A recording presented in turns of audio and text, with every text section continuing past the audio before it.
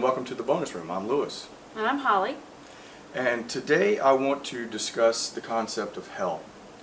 It's something that I've been interested in, especially the older I get.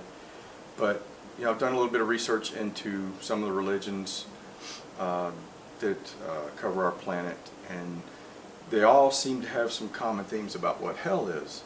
And hell, they talk about places of extreme heat, but also extreme cold. They talk about, hell as being a place where you can have redemption from hell if, you're true in your heart, that you can leave hell for a better place or a heaven. So, I wanted to take that and analyze it against our existence on earth as, we're made to live every day. And, I think religions have come up with, the fire and brimstone and the boogeyman of hell, the boogeyman aspect of hell and the devil, to basically frighten their constituents, parishioners, and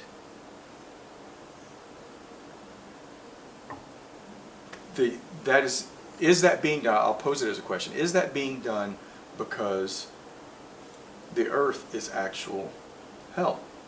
And just bear with me for a minute, but what I'm saying is, where else? Just think about what we have to deal with on a daily basis. You go to work.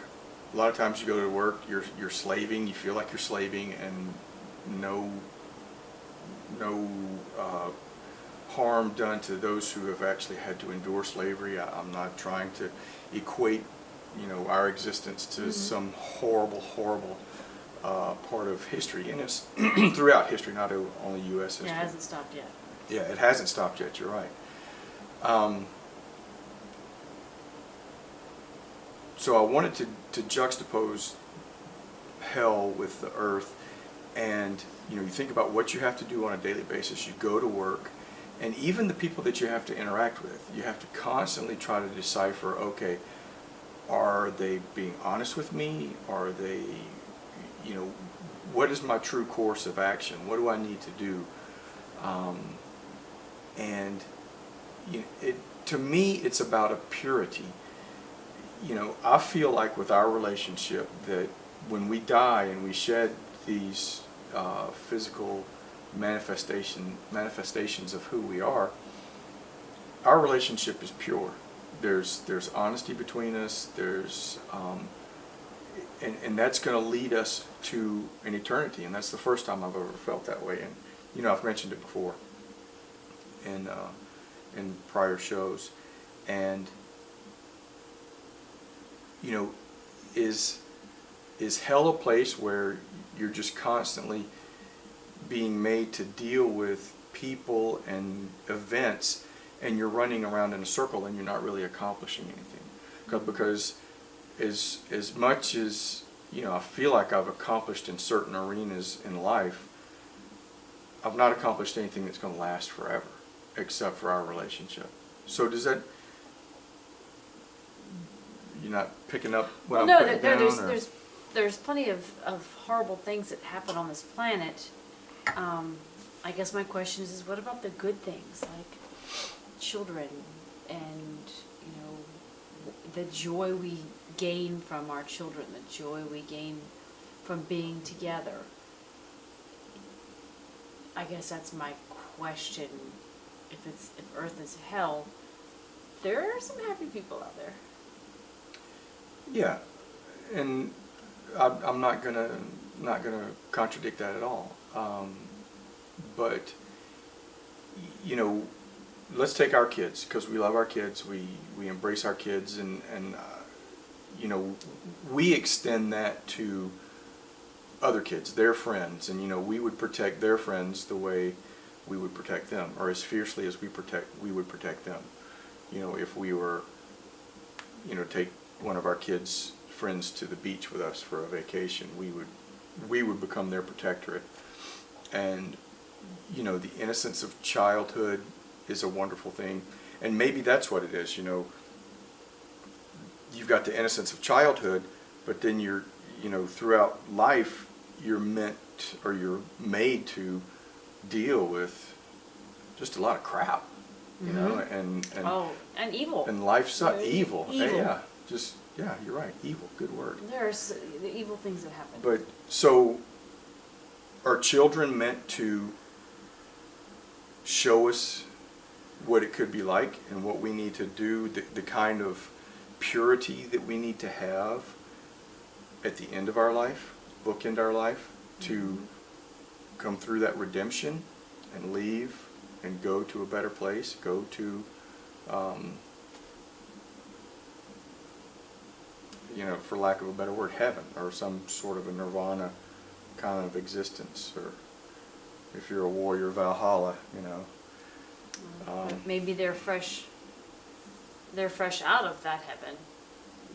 Yeah. And that's part of the cycle. They're fresh out of it. They know. Well, but the people, and I think people, all right, let's say somebody lives their whole life and they don't find the love that we have, and that it's pure, and we know a lot of people like that, believe me. And I think there are a lot of people that don't really understand what love is, and the sacrifice. But so many people, and you can read the paper all the time, so many people, they spend their entire lives chasing wealth, material possessions, physical gratification. Are those the people that are reincarnated, for lack of a better word? They're put back into the system. You haven't redeemed yourself. You haven't figured it out yet. Yeah, you haven't figured it out. You haven't redeemed yourself. Okay. So Okay. we're going to put you back as a child, and here you are. You're pure and clean all over again. So does that answer your question? And I'm spitballing here, but it's just kind of me thinking off the top of my head. that makes a lot more sense. And all right, you're put back here, and Shirley MacLaine feels like she's been reincarnated, and I know a lot of people feel that way, and I know that I have a fondness for certain periods of history. I feel like I've been places before when I go there, ancient places, and it's either the energy that's there, or and maybe it's in my DNA. Maybe it's just been something that's been recorded in my DNA, and it's familiar, and it strikes that DNA chord, and it goes bing. Your family was here. I may have been a slave walking from the Forum into the Colosseum in Rome, to my death and my my demise at the hands of a hungry tiger or a gladiator. But anyway, I just at the very worst, I can look at life on Earth and say, well, Earth is nothing more than just a period at the edge of the universe that everybody's forgotten about, and that's where all the riffraff is sent to. Yeah.